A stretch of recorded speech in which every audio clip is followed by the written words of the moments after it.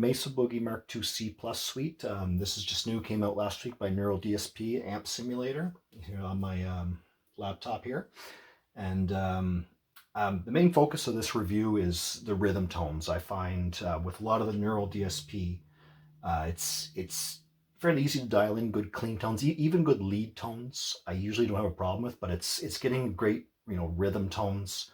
That is usually what I like to work on. The tight percussiveness of the low strings for thrash, for the Metallica, for the Megadeth, and then the clarity also in the chords. The modern metal like Protest a Hero, Monuments, stuff like that, where it's a lot of chords and the kind of chugging and stuff that's in there with all that. Just dialing that in, I find is usually kind of tricky, but this amp is great for it. It's got the clarity, it's got the mids, it's got everything you really need. And you look at the layout here, so it's got a compressor, 2 overdrives to chorus. A lot of the presets I'm seeing, they use the drive low like this, and with the pedal on, it just adds some mids and clarity and kind of punch in that. You take a look at the amp here, and it's actually 2 amps. So you get the C plus and the C plus plus, which both rare amplifiers that came out in the 80s. And I actually own a Mesa Boogie Mark II-A combo amp that I use for practice with my band. So this is kind of interesting to see this. The layout is exact same, the push-pull, the controls here, the graphic EQ.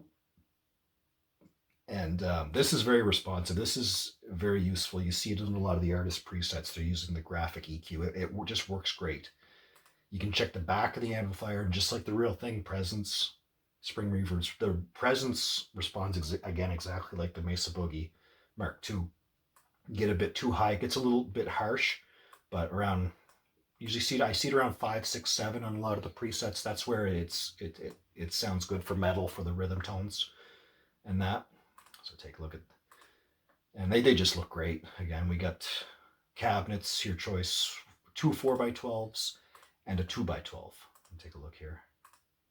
Yep, Mesa Boogie. Lots of mics. Haven't experimented with them too much yet, but I find there's more than enough of the impulse responses here that you probably wouldn't even need your own, but you can upload your own if you want. Another EQ and delay and reverb, which is standard now for all the Neural DSP. So this is what I've been using for the past week since it came out, and it's been amazing. I have others to compare it to, Bassi, Pliny, the Soldano, and Petrucci, which are all great, which I all use. But this one is really sounded amazing. And you can dial in great clean tones. You look at the artist preset, it's not all high gain stuff. Take a look at Charlie Roth, the Glassy single coil, the one I have it on here, is sounding amazing for cleans. I use that. He's got a few other ones for thumping and selective picking and things like that.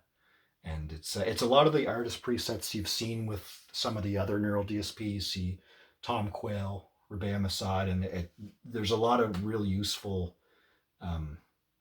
presets in here. It's what I used for my demonstration of the rhythm tones in the beginning.